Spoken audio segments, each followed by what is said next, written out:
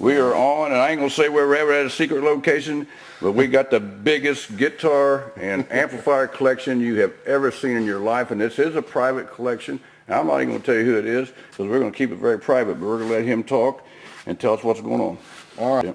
First amp we're looking at. Okay. It's a Rivera 55-watt Chubster, 12-inch speaker in it. It's built for Rick Nielsen of Cheap Trick. I came by the amp in a trade with him. The amp is mint condition. It has less than 6 hours on it. Wow. Rick has the other one. It's in white and black. And it's the only two that were ever made in this pattern. The grill cloth actually took them 4 months to get. They kept having problems with the ink bleeding over in it. So that's a neat piece. Unbelievable. I'm just following you. All right, come over this way. If you look here, this is an interesting piece. These were bought years ago. This was the last kit ordered from Ludwig for John Bonham. He didn't get a chance to use it in his rig. He died beforehand. Oh. This is the very last set of Ludwig Vista lights. Vista lights. And what makes it so rare and makes it just almost impossible The stool. The stool. Never seen one. Stool. They were only made, they were in the catalogs, but you couldn't buy them. Storage too. Storage in a stool. Yep. You put your, God knows what John kept in these. You can only imagine. Really neat piece. Did he leave any in there? If he did, it's all gone now. It's gone now. But another good piece that you'll enjoy. Oh, I like this guitar. I'm going to get that in there real quick. Oh, Yeah. This is actually one of John Entwistle's buzzards. This is one of his. And it was acquired by a friend of mine who owns part of this collection. But this one is fairly rare, fairly lightweight. It has the MEC pickups in it that John specified. Of course, neck through construction, zebra wood and cocobolo all the way through. But this one was actually one that was built as a spare for a stage instrument. He did use it, but this is a standard buzzard base, whereas this had a few more custom appointments. This one actually did come from John. sitting next to an old custom amp. Yes, sir. And I've got about another 70 to 80 customs and custom colors out in a truck trailer outside. Oh my God. So went a little crazy with those. You got any tube ones? Yeah, I've got a few, just a relatively few tube ones. I'd say about 6 out of the They're whole, pretty rare. whole bunch. Pretty rare. This is a Master Lead Park from the late 70s. Same thing as a JMP, a little different wattage. Great amp, extremely aggressive. Another 900 cabinet. Checkerboard super bass cab. Wow. Will the lights go up in here anymore? No, actually, That's it? they won't go Okay. up. I wish they would. All right, but, this is working. You can see where I had an umbrella up there. But Oh yeah. this, don't get too excited. These are actually recovered. The chassis, the speakers and everything are original, but they've been recovered. They were toured with very heavily. It's a 71 model, 100 watt super lead. They were toured with really heavily and really beat up, so we recovered them. Same thing with our salt and pepper purples here. I've got a fawn head on top of 50 watt right now. The purple head is in the shop right now. So again, an excellent amp. This amp right here, this tan one, was actually owned by Jake E. Lee. And it was actually owned by Sharon Osborne. Jake used it, and I bought it a few years back. It's hard to see this color in this low light, but these are purple cabinets, yeah, Marshalls. Yep. And then the amp responsible for a lot of Black Sabbath sound on their first 2 records is the Laney Supergroup. Boy, it looks like it. Look at this. Yep. And I actually have. It looks like that Black Sabbath bass came right on through there, didn't it? Well, this is actually a guitar rig. It has guitar rig. 2 12s and a horn in it. Really a good sound amp. They only sound good wide open though. They sound terrible at anything less than wide open. Yeah, it looks like they had that one wide open. Yep. I've got another one cleaner than this, but it's going to a friend in LA. Behind us here, Oh yeah. these Ampeg SVTs were actually owned by the Rolling Stones. I have the road cases in a truck outside. My goodness. But these were actually Bill's amplifiers. Boy, it's pouring, isn't it? Either that or Yeah. got a lot of birds on the roof. Yep. Wow, what a rainstorm. These were actually Bill's Ampegs from up till 72. And those are the big, Yep. no, those are the, Those are the 8. they're not the 810s? Yeah, those are the 810s. They don't seem as thick for some reason. Yeah, they're a little different early on. They're Oh, well, maybe not. quite as thick. They're just, Maybe I'm just used to, the new ones are thicker maybe. Yeah, I think the new ones are deeper. They have a deeper, speakers are set in the cabinet deeper. This is a rare piece here. One of the very first parts made, 150 watt PA head. Ooh. It's about the same thing as a Marshall 100 watt PA, or similar to the 50 watt PA I've got. But this one's a 150, extremely rare. You can of course tell from the construction of it, it's an old park. That one rates about, I think, 67. But ungodly loud amplifiers. That's a 200 watt? That's 150. 150. Over here, if you know any Skinner fans. Well, we won't even look at these there stomp pedals we got laying around here. Okay. This actually was Leon Wilkinson's jacket from Leonard Skinner. It was a gift to the friend of mine that owns all these coats here. It's documented. It was Leon's, and he wore it quite a bit. Those were made in 1972 only for the members of Leonard Skinner. There weren't any others for the crew or anything else. Those were the only ones, and they were made for the artists in the band. So we're lucky to have that one in the collection. Yes, you are. If you come this way, you'll see this is one of the Stones 69 US tour jackets. This one actually was at Altamont, was worn by Keith Richards. So a really cool jacket, probably the pinnacle of all these, you know. But that's the real McCoy right there. Hard to come by. Yeah, hard to come by. You ain't gonna come by another one, that's for sure. Marvin Gaye's 83 tour, right before his untimely death. Oh, man. That's a rare coat. Again, these were made for a support crew. Marvin didn't actually wear this, but they were made for the support crew, and there were only about 15 or 20 of them made, from what we can ascertain. If it wasn't raining, I'd have you go get my little light like that.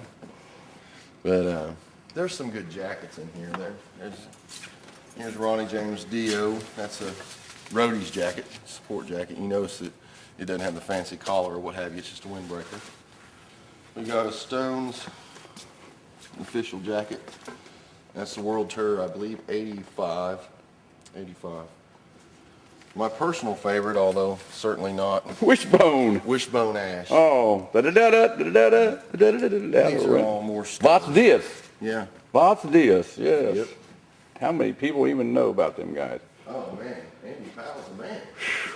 Forget not. Man. Oh, yeah, now This kit here is actually the Los Angeles kit. It was, Ringo ordered 4 kits at the same time. One is still at Abbey Road, one he still possesses. The other is lost. This one was at Olympic in Los Angeles, and it was purchased about 20 years ago. We don't have the original snare, but we do have the optional piccolo that came with it. So, picture of the piccolo. That's the only piccolo that I'm aware that Ringo ever ordered. So that's a cool kit, and you know, a rare piece. You know. Very. But hopefully it'll pay for some of the kids' college education someday. He'll probably play guitar. Here's a neat piece. Very hard to find. This was what Sir Paul McCartney had for a first guitar. Actually, it was such a terrible guitar that he changed it over to bass. What the heck is that? It is a Egmont Solid 7. I've heard of the Egmont, but not the Solid 7. If you turn it upside down, the only difference between Paul's guitar and this one is this one's a little bit fancier than his in that it has the 3rd pickup. His was the 2 pickup version. Wow, These very guitars, strange, kind of close to the strings. And if you look underneath, yeah, that is really no sustain at all. the supposition with this is that that the guy that designed Davoli and the Wandry guitars is the one who did this floating assembly in the first place. I wonder why they floated it. I think it was just a matter of making one product and gluing and sticking everything you possibly could to it, you know. Probably the first sub-assembly type guitar, but a terrible playing guitar. It plays awful. Yeah, it looks like a paddle. It sounds even worse. For a canoe paddle, It sounds even worse. Well, I can imagine it would have no sustain with them pickups floated up like that. Interesting amplifiers here for fans of Matamp, Orange, White. These are actual whites made after the Mantab period. These are probably the rarest tube amps that I own. Wow. That white right there was used by Uriah Heep for a short while. This one here on the right, the half stack, is an earlier one. It's 100 watt, little different design. Very heavy duty amplifiers. I don't run them much because to blow one up could cost me several $1,000s. Lord. The value on those is about $30,000 and $20,000 a piece. Mercy. Pretty cool though. And let's see, there's some more goodies over here. And what about these irons? Those are for sure. Here's a neat setup that I picked up a while back. Let me get around here. See if I can get it in the light for you. I always wanted a lap steel. This is a 51 Champion 600 with its matching amplifier. Probably the cleanest in the world. Wow. I mean, ridiculously clean. It actually works like new. It all really needs broke in. The speaker's still real tight in the lamp. But I figured if I was going to get one, I'd get a Fender. Well, you could fix that speaker tightness real quick. Oh yeah, I can fix it real. I've fixed lots of speakers sounding tight. Oh yeah, me too, especially in PV amps. What's that, a reverber racket? Yep, reverber racket right there. That was one of the best sound amps I ever owned. Yep, that's an excellent amplifier, and probably one out of this bunch that I'm probably going to cull out and keep. Was it 35 watts? 35. Yeah, and you turn that all the way up, and it just, my goodness, and the reverb sounds And wonderful. I had the bigger box one with the front controls. This one sounded better, so I let the other one go. I put one in a hock shop, and I really wanted to go back and get it, and something came up, and I think I lost it for 25 or 30 bucks. Yeah, it happens, man. Oh man, it was the greatest sounding amp. These are really rare if you're into Marshall cabinets. These are very rare checkerboard, closed back, 30-watt single 12 cabinets. As far as I know, there's probably only about a dozen in existence. I have two. And one of the better sounding Marshall cabinets I've ever used. If you have a 20-watt PA head, man, this is the ticket right here. Do it, Just huh? gives it to you in spades. Oh, wow. This original Vox right here, little AC-15. This is the export-only model. You have to use a step-down transformer for it. They didn't sell it in the States. This one's about as So clean what as is they the come. voltage on it? It's a 220 volt. Oh, wow. Yeah. So you I've have got to- the big transformer for Yeah, that. you got to use a step No, I down. don't either. Not for two. Yes. But it's in good shape. I have the matching guitar. A for step this. up transformer. Mm-hmm. Yeah. Yep. Now this one here, this is probably the cleanest Sears Silvertone amplifier. Yeah, I was gonna say it looked like a silver tone. Yep, and it's one of the cleanest I've seen. Unfortunately, the Yes, little it fellow is has to go very to nice. the shop. It's got a problem. Little buzz or something. Little buzz. Yeah, they was famous for that. Yeah, we're gonna try to get it kind of tuned up. a I bit. think that's the capacitors. This amplifier here is. I searched and searched and searched for this amp. This is a I've tripped over hundreds of those. custom 280. You can't find them down south. No, you can't find them all anymore. Yeah. But in the 60s, Yep. they sit in the Goodwill stores and the junk stores, and you bought them for $20, $25, Extraordinarily clean though. but not no more. And then this dirty old Selmer over here, that's a Zodiac. It's actually not very original. I actually beat that amp pretty bad in some punk bands when I was younger. I kind of regret it. It's got replaced Celestians, but you know, it matched my jacket and it was loud. So Yeah, I and used it it. had neat buttons on it. Yeah, absolutely. But she's going to get a transformer transplant. She's been sick for a while and going to be getting a transplant pretty soon. Well, you know, they can really fix these up now. Oh, yeah. There was a time period there where you couldn't get transformers for these things. Well, you know, Mercury has started making just about everything anymore. Mercury Magnetics, and they make really good transformers. I've been happy with them, and they'll do custom ones for you. So that's good. Yeah, to know. that's, custom winding, yeah. A lot of people think the Zodiac 30, In the 70s, that was no, we don't do it. Buy a solid state amp and quit messing around is what I was told. Well, this is a 30. They made a Zodiac 50. It's a good amplifier, but I found that the earlier model Constellation is a much more aggressive and much more powerful amplifier, and I have one over here. The Constellation is right behind the London City half stack there. Oh, okay. That's a 59 or 60. It don't have the push buttons. Doesn't have the push buttons. It's Hadn't invented those yet. Much more akin to a JTM45. Believe it or not, that little monster has two Celestion 12s in it. Huh. Just crammed in it. Yeah, they'd have to be. Yeah. That's cool. This is the worst amp to have to work on that you've ever seen in your life. Everything's crammed in there. Does it do the blues? Yes, sir. It does them. In and spades, huh? It does them, and it gets all the agony and grief of the blues and all the joy Right. too. And that smell too. Now here's a Marshall. This is a nice little metal panel 70 model, 20-watt JMP PA. You can see below it I have the original speaker cabs there. Yeah, oh my goodness. But I tend to use it with a single 12 cabs. I like it better with that, and I don't want to risk blowing these. There's a couple of Artistes, an orange and a white. The Artistes are real underrated because they're not gainy. They sound like big twin reverbs, so they got kind of a bad reputation. But out of all the Marshalls I've seen, these take modern pedals better than anything else. Huh. I really like them. This is a London City. They kind of come alive with the, yeah. This was made in Amsterdam back in the late 60s.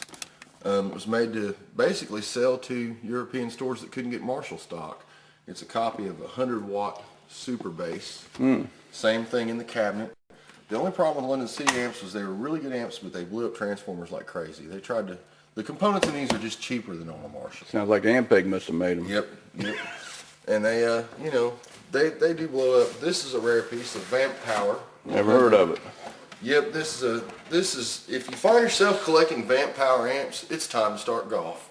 Because you are really seriously striving into ridiculous amp territory. This is a Vamp 100 water. Never heard of them. They're very similar to a, kind of similar to a really souped up Fender, honestly. Huh. It's kind of a copy thing. I only know of one other guy that really collects these. He's in Texas. I've got 2 of these heads in one cabinet. Well, they're really large. Yeah, they're large and head. very, very well built. Huh. Very strong. This one actually's got to have a new power cord. It's Yeah. even rarer than the amp to actually have the final cloth that goes over it. But that's a home-brewed amplifier. Not a lot were made, but really a good sounding amp. Really good Ooh, sounding. what's that? Oh, what do you see there? An Echoplex. Yep, old Echoplex. This one, I've got 2 of these. That's a gray one. A gray green. And that's what I'd put in the hot shop for 20 bucks and left there like a fool. Yeah, this one actually works pretty good. I don't use the Echoplex anymore. I have a full tone that I use. So, but they do run and they work. How you like the full tone? I like it a lot. It's just quieter and less hissy. Yeah. It doesn't quite have the round tone that the real ones do, but I like it a little better actually for modern amps. It seems to have a little more presence. Back this way. Oh, there's the Super Beetle. Here is Oh, that's a Cambridge or what is yeah, it? this Super Beetle here. There's the Super Beetle. Another Laney down here. Another Master Volume Park. This one's earlier than the last one we looked at. This is one of my favorite pieces of all, right here. This, everybody loves a B15 Portaflex. Ah, yeah. A B18 Portaflex. Oh, yeah, flip top 18. This is a flip top 18. This is probably the best. And you use a fretless bass with that, and man, oh man. Stand-up works great with it too. Yeah. Probably the very best sounding bass amp I have. What was that thing they made? The Baby Bass. The Ampeg stand-up bass? Baby Bass is what it was called. Baby bass. And I had one of those, but I just sold it to a friend of mine in Miami. He plays in a Cuban band, and all Cuban bands have a baby bass. So Wow. I sold it to him so he could get some use. This one's neat in that, well, I'll just show you. Back when you Yeah, the ordered light's good on these- this one here. We'll get a good picture of this booger. Back when you ordered these, Ampeg would customize the faceplate for you. This one was owned by Eddie, whoever Eddie was. Hey, So Ampeg would engrave your name there. So Eddie was the one who sprung for the original B18 here, and I try to play it in Eddie's honor, whoever he is and wherever he is. they weren't that much back in the day. But they really did offer Ampeg was one of the They ones. sounded great. Ampeg kind of tried to copy the car market in getting their market share by offering options to the customer. So it was kind of unique. Oh, what's this booger here? This is just a new Vox. It's a new one. Yeah, it's a modeling amp. This is probably the best sounding Sound City rig you can buy. It's the 50 Plus with the 410 cabinet. I've got several Sound Cities. This one is by far the best. Huh, Yeah, I've got 100s and the 200 pluses. Oh, they're just too loud. That one there, you can crank it up and it'll, yeah, start bleeding. I'm keeping this one in this cabinet. I also have the optional 412 slant and straights for the Super Group. They're right down here. The slant, if you'll notice, is slanted all the way down the face. Yeah, it is, isn't it? And then your Okay. straight matches it. And here we have a Laney clip. These were used by Slade and some other bands. The clip was a fuzz control on the amp. And it's a very harsh sounding fuzz, but the amplifier is a really good amplifier. It's big and loud and clean, similar to a Hi-Watt in a lot of ways. But The clip. this monster weighs about 100 pounds. This is a West Fillmore. Yeah, I've amplifier. seen those. And it's just Yeah. punishing and big. That's all you can say for it. It's just punishing and big. But a cool amp, if you need headroom, that's your guy. Yeah. This is a 200 plus. This kind of rare grill cloth. It's got the chrome strip grill cloth, which is kind of rare. Big logo, 200 plus. Frankly, I'll probably own that one until I die. Who else would want it? I've got a original, real early 50 and 100 watt, high watt half stacks and salt and peppers. So got the high watt bases covered, and I also have a Harry Joyce for a more modern type of high watt sound. These are about to make a trip to a fellow in Los Angeles. These are WIM 412 cabinets. The only person I know that owns these other than myself would be David Gilmour, Pink Floyd. Okay, I thought that's what we were talking about here. Yeah. Yeah, these are real cool, but I've owned them for a while, and it's time for them to go on to the next caretaker. So, And you've sold them for how much? $6,000 for the two. So, pretty good price. Who made them? Watkins, W-E-M, Watkins. But I like Watkins stuff. I have some of it. I've got some older WIM stuff also. And what speakers are in them? These came with either fan crescendos, like Gilmour's, or like these. These were ordered with greenback 30-watt Celestion. So these are loaded with the Celestions, the originals. And I prefer them to the crescendos. I don't like the crescendos. I think they sound a little dark. But, you know, I've got a set of crescendos if anybody wants them. I've got a set to load it with. If they really want to sound like Floyd, we can do that. So he still uses a pair of these? He still uses, in fact, I saw him on the Abbey Road show the other night, and he was using 3 in his back line. So he still uses them for his cabs. And he's you know. Who the bongos belong to?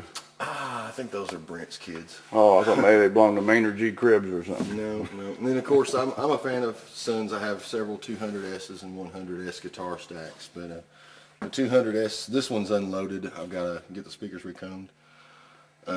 There's a Thunder Bass by Guild. That's actually a pretty rare amp. Yeah. They didn't catalog the Thunder Bass.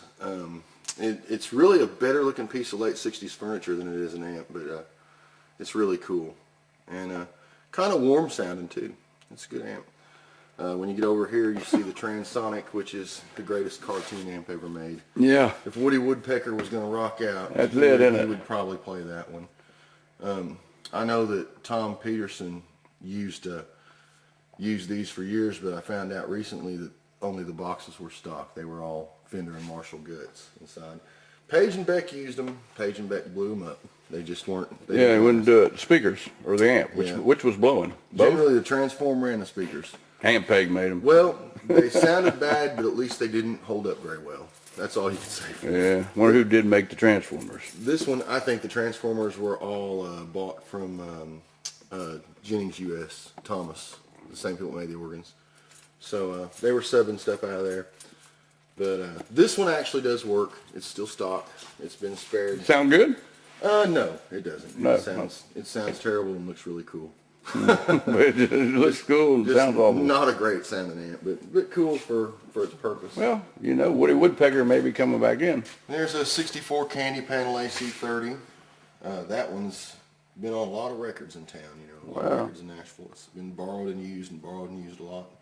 It's a real good one. I had a top boost one and that one, and I actually prefer that one. It runs a little hotter than the TV model, believe it or not. Again, more 200Ss and 100Ss. This one is a little bit later than the other 100S we saw, about a year later. This one's about the same year as that one.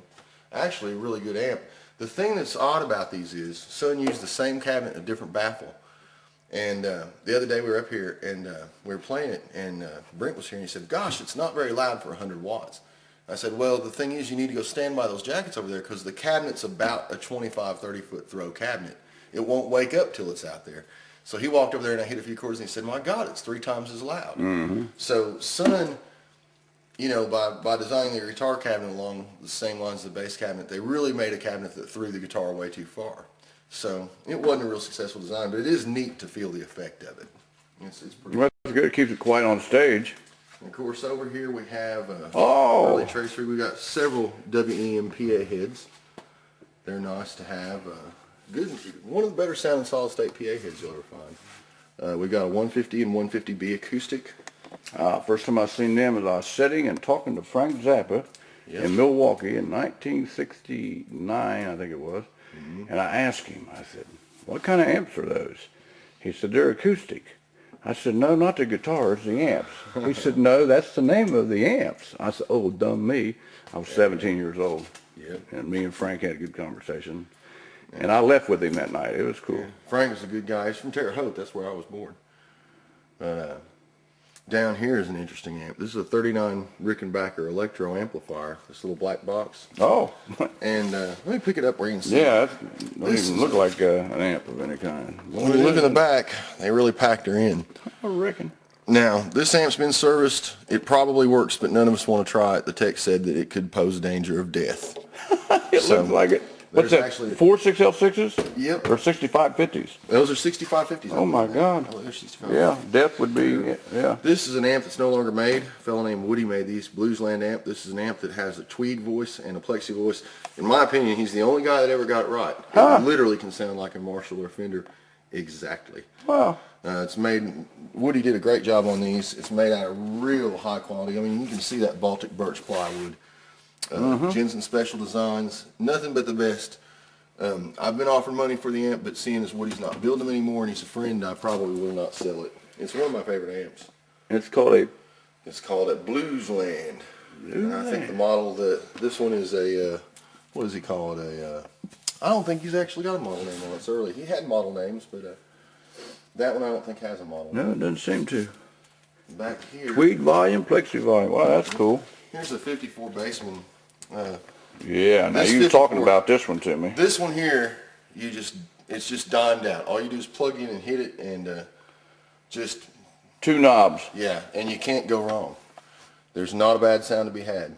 and you play lead through this. Oh, lead, rhythm, anything. It does it all. Just melts. Yep, it's just fantastic. And you can see that somebody's enjoyed it for a long time before I ever got it. Yeah. And here's two Marshall Mercuries, a salt and pepper and a checkerboard. I believe the salt and pepper ones had the grill cloth replaced, but this was their attempt at a solid state amp for students in the early 70s. Really cool looking, some of the worst sounding amps I've ever heard. Yeah. Yeah, well, solid state says it all right there. Well, from some of the worst I've ever heard to one of the best, this is a mid-50s Gretsch Electromatic. It has a field coil speaker in it. Runs about 25 watts. It's a fantastic amplifier. It's a 10-inch field coil in there. It's one of the better sound amps I have. I don't play it as much anymore because I'm just kind of worried about blowing that field coil speaker. Yeah, Super I got's got two of those in it. Yeah. 11 by 9s or something. Yeah, yeah. I mean, Boy, it sounds good. Yeah, I just sold a National Sportsman that had two 6x9s in it. Turn it up all the way and look out. But That's all you yeah, I wonder about them speakers. Yeah, and if you blow them, you just can't get them anymore. No. But Boy, we had fun doing it. I like the ProSonics. They're a new amplifier. That one actually rode in a road case for a while. It's a little more beat up, but these are kind of a cross between a Boogie and a Fender that Fender tried. Real high quality amps.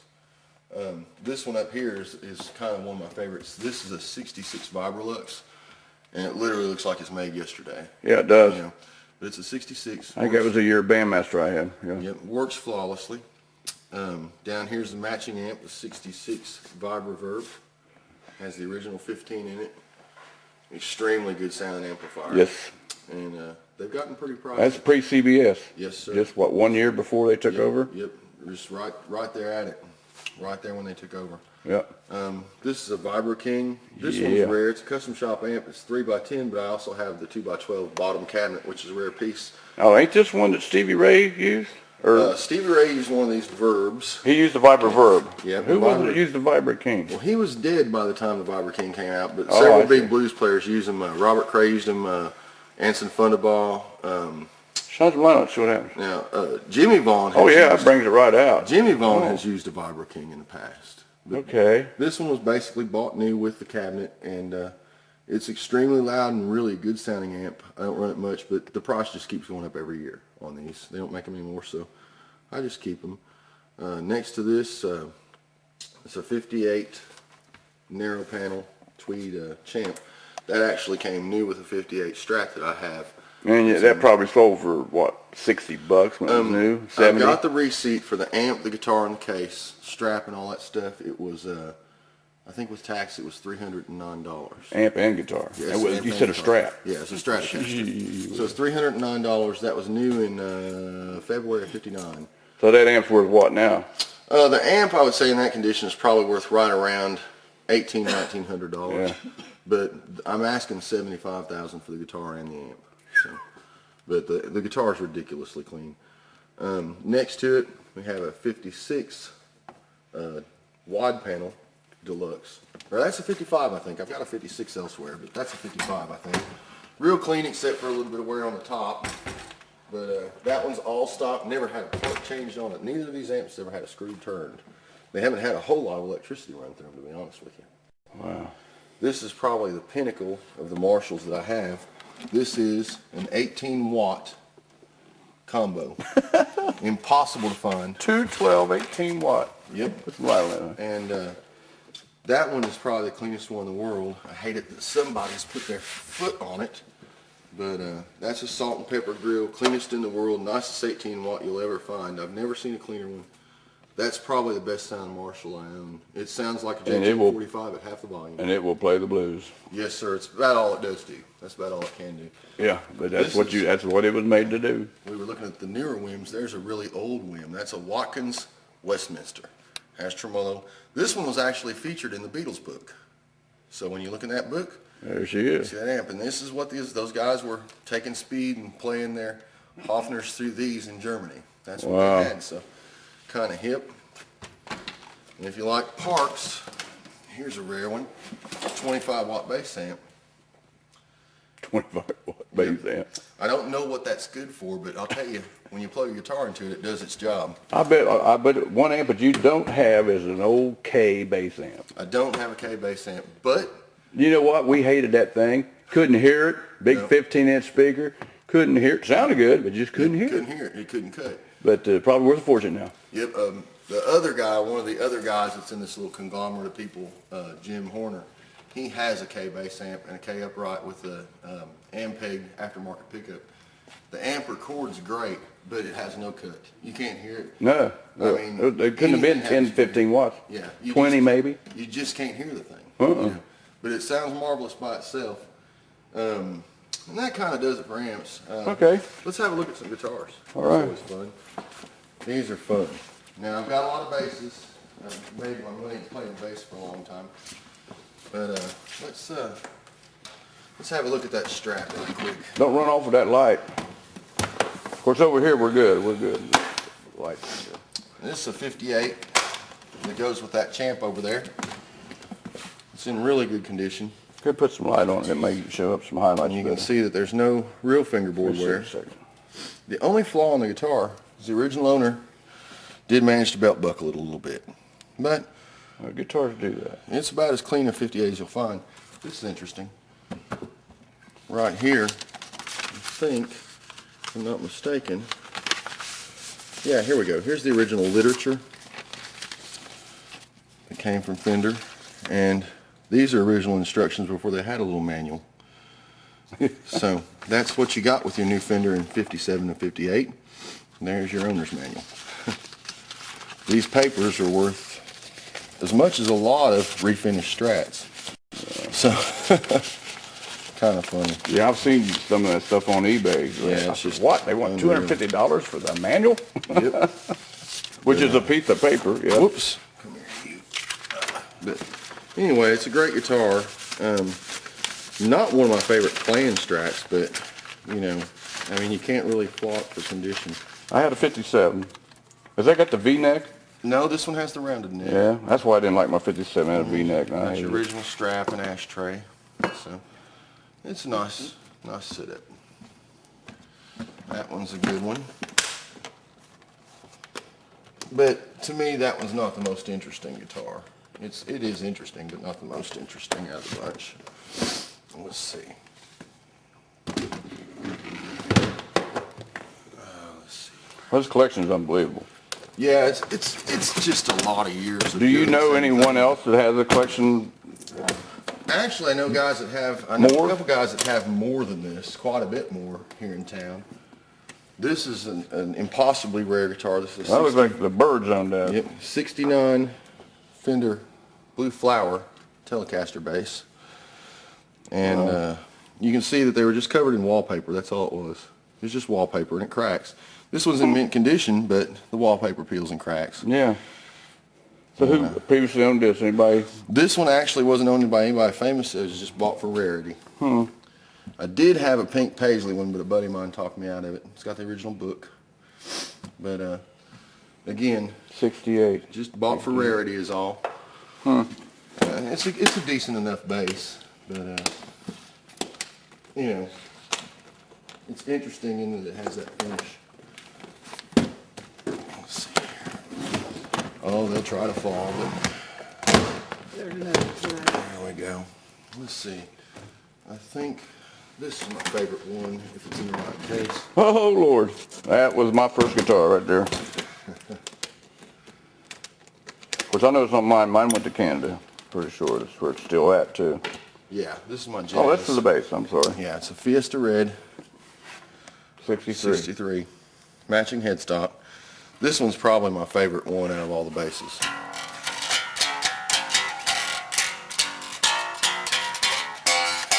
It does it, doesn't it? Yep, sounds like a piano. It's actually in pretty good shape, but about the right weight, not head heavy. But that's probably my favorite out of the bunch. And I don't know if I'll part with it either, but you know, everything has its price. That's a Precision. Yeah, this is a Jazz. Oh, that's a Jazz. Well, I was thinking that the neck looked narrow, though. Yeah, okay. Yep, but I do have a Fiesta Red Precision also. Who put the Beatles on there? I don't know, somebody before my time got bored in the van, I imagine. Yeah. Then this is another big favorite of mine. It's in the wrong case, I don't know why. But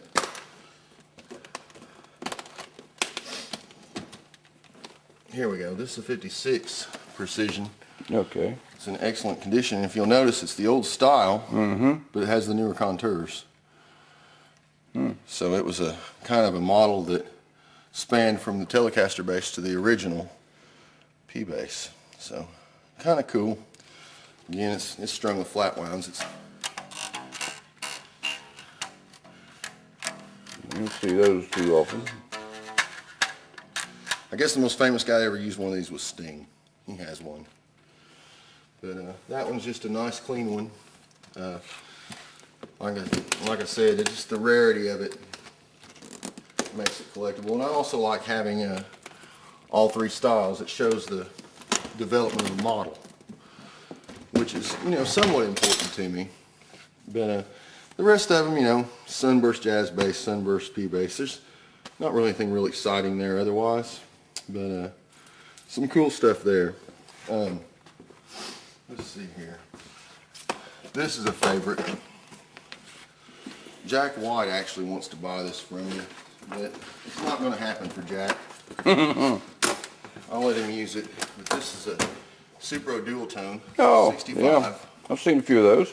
Yep. You could have bought them for nothing. Nothing. And so I just walked away, left them hanging on the wall.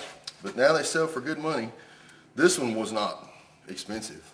You know, my God, it wasn't really Oh, expensive. does that one sound good? Yeah, it sounds great. I usually use it for open G, play slide on it. Okay, well, I was going to say most of them didn't play well.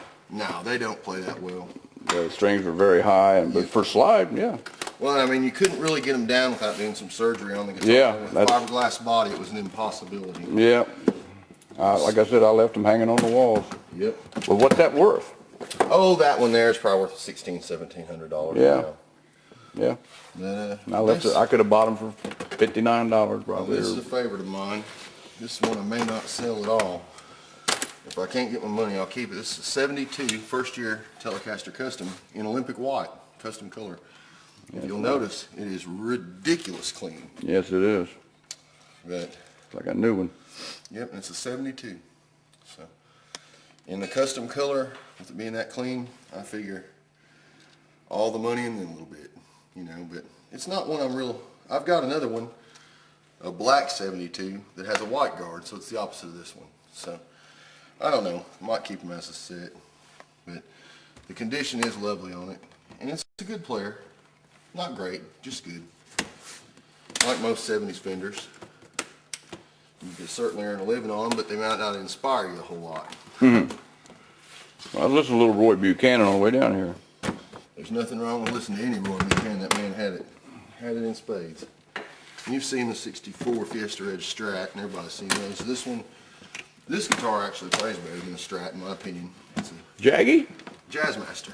Jazzmaster. Oh. Another Fiesta. See too many of those. 62 model. Used to see them a lot, but what's happened to them? They all... Well, You got the whammy for it? yeah, it's in the thing here, I Yeah, think. cool. Yep. Yeah, there The other she had the is. really strange whammy bar. Yep, and the bridge cover. So it's all there. I wish it had the matching headstock, but you can't have it all. But that's a good one. Plays good, all original. All these guitars are original, no refrets or rewiring or any of that kind of stuff. Because when you collect them to resell them, you just almost have to buy them that clean or you won't get your money back out. But those are, again, really, you know, some of the guitars. Like I said, most of my guitars are at the house. So, I've seen some of the pictures that you had. Yeah, Some most pretty of stuff there, all your birds. yep. Keep the birds in the cage, huh? Yep.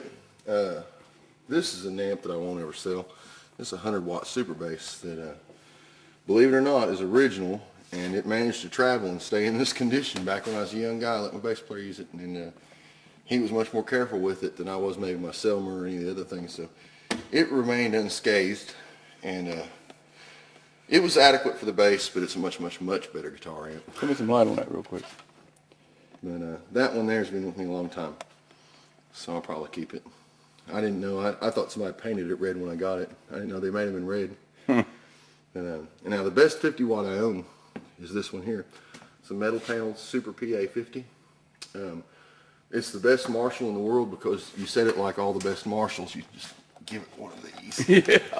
That's how you set that bad boy. It's wide open, and But, so is the sky. Yeah, that one's really creamy. That's a real sweet amplifier. Wow. One of the best. And what's it worth?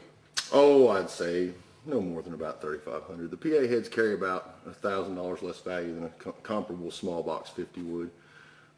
Being red helps a small box 50 guitar amp. It doesn't really help a PA that much. So, you know, that's the bargain way to get one. You know, if you're looking for a good early 70s 50 watt, buy a PA head because it'll be cheaper. You know, there's just not the demand for them. And I guess you can see I've got duplication back here of another clip stack. That is the Laney reverberation unit on top. It's a rare piece. They don't sound that great, but they are fun to have. And another Sound City. This is a 100. Much better sound amp than the 200. I'm trying to get around you, Hunter, without knocking anything over. And then of course this is the other high watt. I've got the 50 on that side and 100 here. These are first year models for this logo and the chicken head knobs and all that. They're unbearably loud amplifiers, but the tone is amazing, just amazing. These two I'm really hard pressed to think about selling because I don't think I'll ever get earlier, cleaner, or more original than these. And I mean, these are absolutely original. Every cap, every tube, everything as it was made. So kind of rare. Not going to happen again. Not ever going to happen again. I've got, in fact, I turned down 2 Jimmy Page high watts the other day. They only made 50 of those. And the guy said, why are you turning them down? I said, I'm trying to sell stuff. And I said, I've got high watts I can't sell now. I don't need 2 more that I can't sell, you know. And then here's the AC50. That's the 50 head. Bill Baseman, another Artiste. All interesting amps. Again, these are like a big twin reverb. Oddly enough, they have reverb built in. Much maligned amplifier, but if you're a clean guy or a country guy, definitely the amp to have. And these take pedals better than any other Marshall ever seen. I mean, they take modern pedals very well. Vastly underrated amp. I just don't understand why they're not more popular. I guess that they didn't sell right away, so they quit making them. They were mostly offered in custom colors too as an enticement, but they're getting rare these days. You don't see them like you used to. This is the same thing as that Sims Watt, except this is a Mark II, a little bit earlier. You'll notice it's plexi on the panel as opposed to steel. This one is a little bit less aggressive than the later model. The later model has 1 extra preamp stage. They are ungodly loud. These things can drown out a high watt. They're crazy. But those are those, and then here's another ER40 head with the original Wim cabs. You would have found these in British pubs. They were imported to South America quite often too. You go down to Brazil and you will still walk in bars and find these cabinets flying off the ceilings, you know.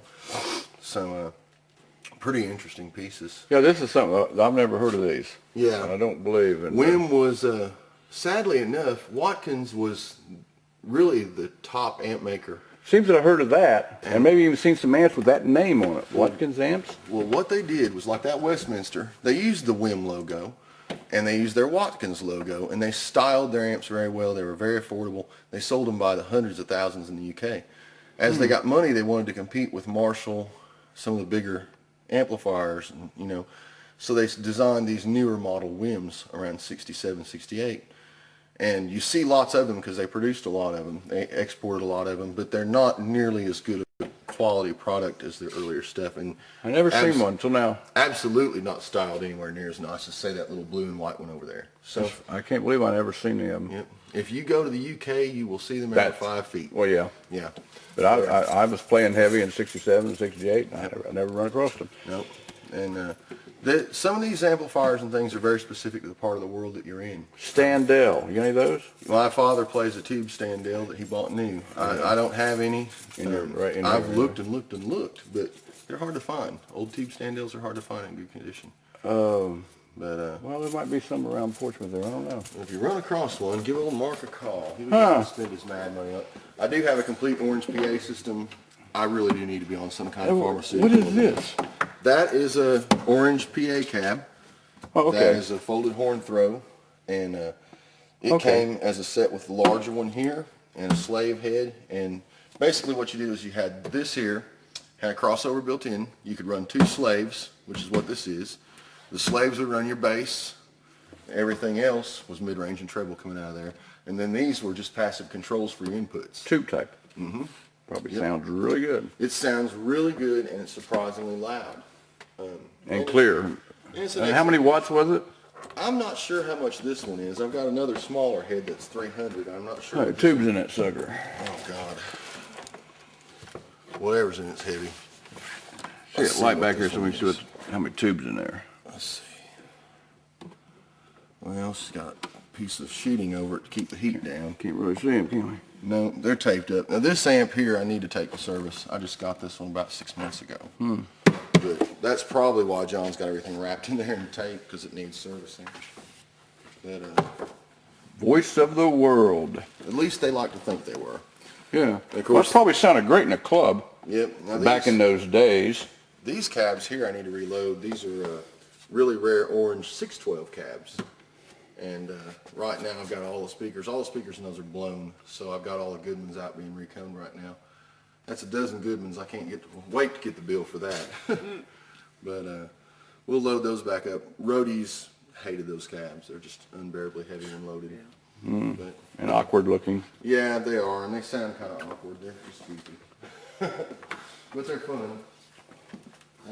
As far as the rest of the stuff, of course you've seen the oranges. It's OR80 and OR120. They're graphic era oranges, full stacks, all original.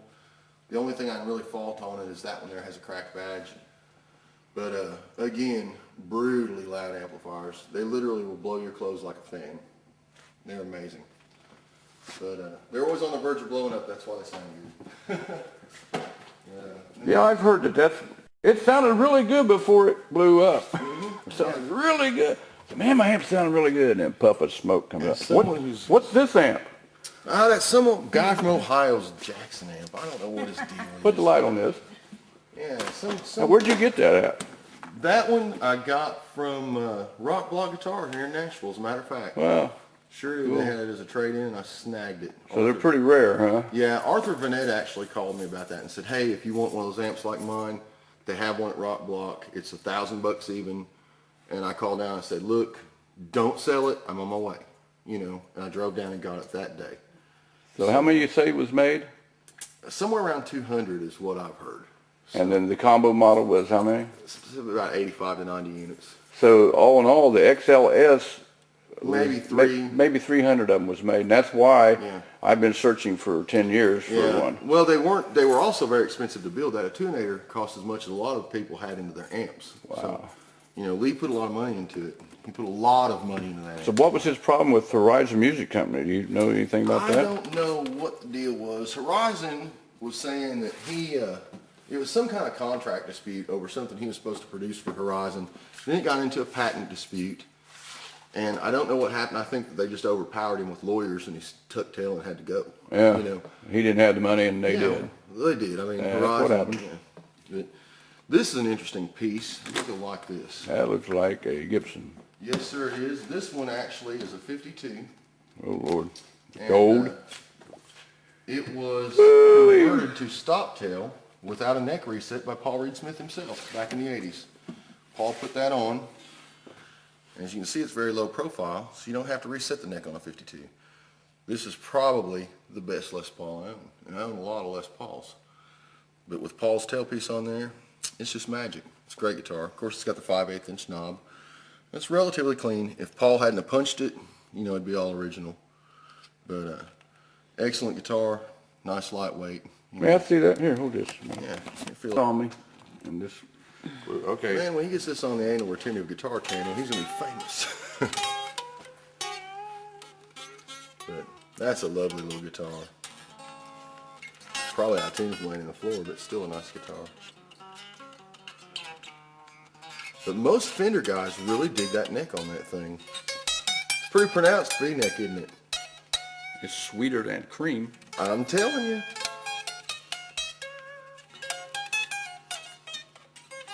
My singer Dave was in here one day and he tried to sneak out with us. I said, "Where are you going with that Les Paul?" He said, "Man, if you keep catching me, I'll never get any better." And he just threw it on the floor and split. Well, I'll tell you, when I hit that one, it just come alive. Oh, The yeah. whole guitar's resonating. You can feel it through your body. Just an amazing guitar.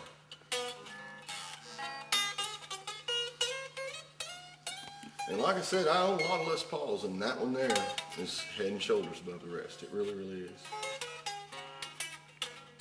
And it's one of those good guitars, like I've got a 62 Strat this way, that you can sit on the sofa, plug it in, and think 15 minutes has gone by, and you've just went through 2 hours of time. You know, it will rob you of time. Oh, It's it that just good of a guitar. becomes you. Yeah, it just sucks right down to you. Oh, man. But, that is wonderful. Just a wonderful guitar. Just a lucky, Oh, lucky, and it lucky guitar. smells like, Smells like old Gibson money. But just a really good one. I probably never get rid of that. Probably never. Thank you so much for that. Yeah, you gotta watch this little knob. Is really easy to knock. I did that the other night during a little film. But you know, if more people knew that you didn't have to reset a neck on a 52. I don't like Les Pauls. If you could just pop that in, if more people knew that you could just pop that on there on a 52 without resetting the neck, I'm sure that they would use the Paul Reed Smith tailpiece. This makes this guitar, it goes from not usable at all, and I do have the trapeze. I've set it up with the trapeze. It just hums From without just- even an amp. Without an amp, it's Yeah, humming. yeah. And this Yeah. tailpiece is really responsible for it because the guitar is just garbage with the stock tailpiece. Isn't that something? Yeah. But Paul had the foresight to say, "Hey, you know, my tailpiece will work on that perfectly." I'd give you $50 for that guitar right now. Man, I hate to skin a guy out of 25 bucks too much. I gotta sleep Oh, at night. I tell you what. I gotta sleep. Ooh, it was hard for me to hand that back to you. I That one wanted, I is wanted to tough. play it some more. That one's a tough one. It's just such a honey of a guitar. It really is. Another one that I'm real happy Yeah, I with see that over there. is this one. Pretty, isn't it?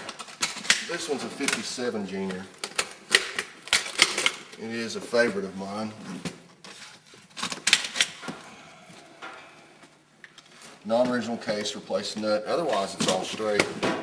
But again, just one of those guitars. It's got the perfect weight, great neck. Les Paul Jr. Yep, it's a 57 Junior.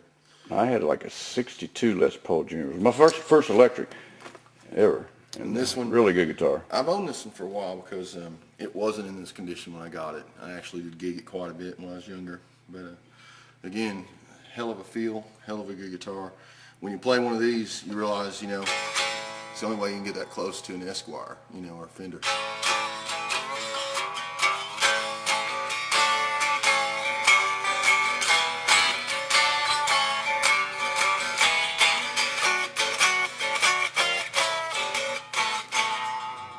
It just rings like a bell. Yes, it does. It's a good one. You feel that? You want to feel of it? Yeah. Here, don't hit that button this time. We'll get, we got, 8 When you minutes. feel We got about this 8 minutes left on this. Big Feel the documentary. difference 5 years made in their neck profile. Much different neck profile. Still comfortable. But, and it's a little loud, as I said.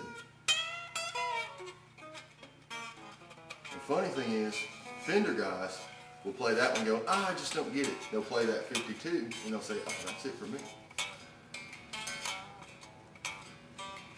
But you can feel the difference, can't you? Yeah. That neck shape, the way that we That define it. 52 hums right through my body. This one ain't Yep. quite doing that. Yep. But it does sound nice. It has this thing that it's one of those guitars that it just barks. You know, just.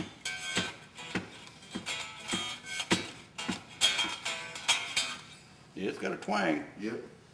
This puts about I think the pickup rate's about 9.2. No, ain't the Melody Maker?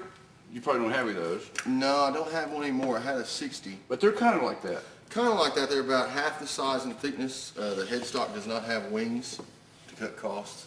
The headstock's much smaller than Melody Maker. And of course you don't have the P90 pickup. So Melody Maker was just this much more of a budget guitar. It retailed for about 50% of what the Junior did. So you got about 50% of the material. But the Melody Makers are great guitars. Now that Les Paul Jr., when did they start making that cherry colored Les Paul Jr.? They started that in early 59, late 58, somewhere in there. So that's the first guitar I had. I really don't know what year it was, but it was one of the red with the horns on it. 58, 59 Yeah. probably. I bought it in the late 60s. Before you run out, you want to do like a zoom Yep. on those, because you're going to run out of film before you get all them. Yeah, we got 6 minutes I'm left. a little goofy about Hagstroms. You can look at the Hagstroms there and see that I'm just a little weird about Hagstroms. I don't know why I like them so much.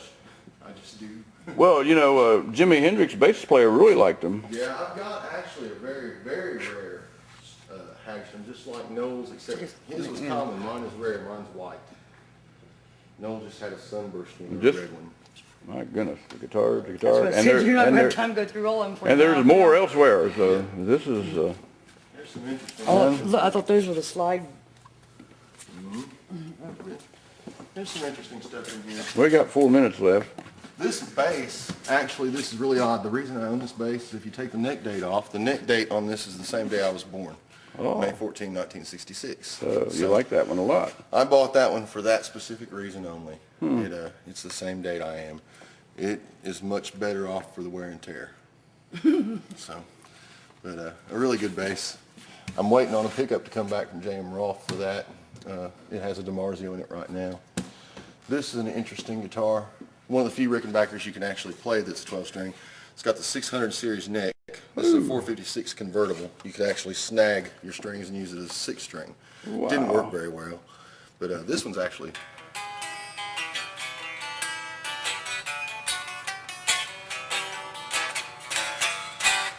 pretty cool little guitar. But, you know, just more for anything, the novelty of having the convertible cone was kind of a reason for that one. But really a good little guitar. I wish I could find the case for it. It's out there in the truck somewhere. But got some others back here. I don't know what I've got back here. Let me look and see. Let's see. Nah, none of this stuff's very interesting to you, life. I've got Lenny Kravitz's old Les Paul. It's one of the tie-dyed ones that he had made at Gibson back in, I think, 2002, 2003. But, you know, if you're a fan of Lenny, it's cool. You got any SRO speakers? EVSROs? I have at home. I've got 2 Bandmaster cabinets that are loaded with 150 SROs. Well, you got to hire people to help you load that, though. Yeah, absolutely. But this is kind of that's rare. sharp. They made lots of tie-dye Les Pauls, but only these studios were made for Lenny. So this is studio, really hip guitar, and it's got the artist's signature. I forget his name, Jim Dant or something like that. But anyway, that was Lenny's. I think he wore it one time for a picture or something. But it's kind of a hip Still guitar. pictures, still the Yeah, oh yeah. old records. Yep. Old records. Yeah, Brent has a ton of gold records over there. He, back when CDs got popular, Brent was real instrumental in reissuing, getting Well, what's this record puppy? records to reissue a lot of that stuff. That's actually a Kelton Suede Telecaster. It's a 5-string copy of Macabre, Keith Richards' guitar, and it was made by a local fellow named Kelton Suede. Oh, He makes a real good guitar. 5-string model, huh?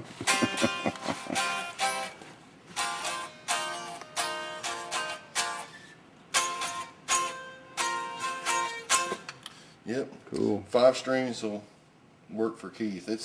It's kind of cool for that, but I mean, it's just, you know, just kind of a hip experiment, see how bad you can make one look, you know. But Kelton did a great job on that. Yeah, it did.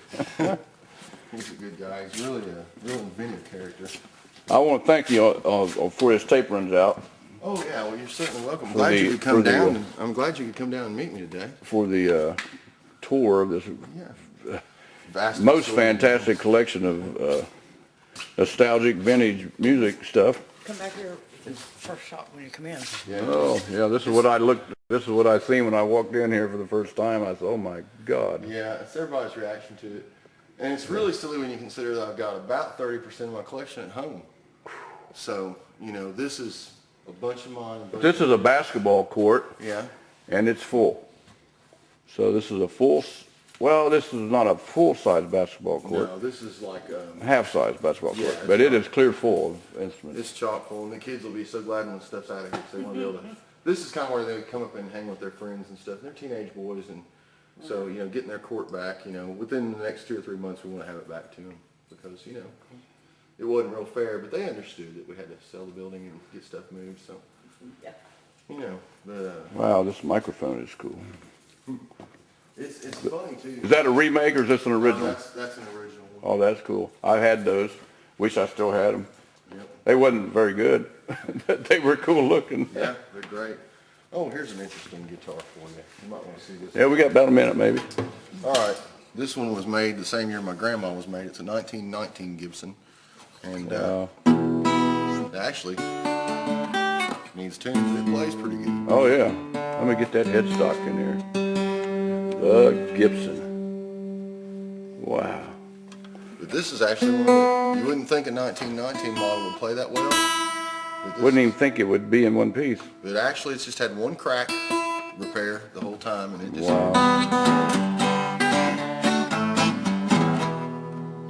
1919 Gibson. 1919. Well, it don't have the automatic tuners in, does it? No. Well, look at the head on this over here. Yep, the old crack. Old Craftsman, yeah, I've walked by a few of those buggers, Oh, and yeah, they're good right- guitars. Right out the Spiegel catalog. That was made by Kay in the late 50s. It's the same thing as a Kay Speed Demon. The stock on this bag. Some of those old Craftsmen were really good guitars. The Oh, stock yeah. on that bag.